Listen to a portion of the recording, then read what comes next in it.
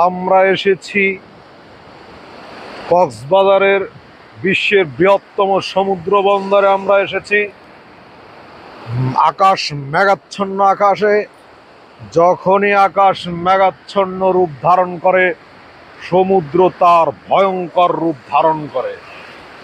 একের পর এক ঢেউ উপচে খেয়ে পড়েছে। এই মাত্র একটা ঢেউ এসে আমাকে ভিজিয়ে দিয়ে চলে গেল।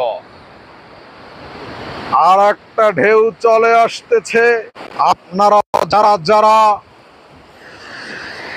সমুদ্র দেখার আগ্রহ নিয়ে এসেছেন, অতি দ্রুত বন্দরে চলে আসার জন্য আহ্বান জানাচ্ছি।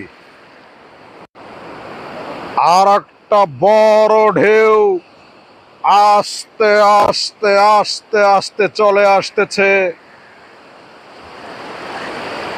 এই মাত্র আমাকে ভিজিয়ে দিয়ে চলে গেল ঢেউটা। এই মাত্র আমরা সমুদ্র সৈকতে চলে এসেছি।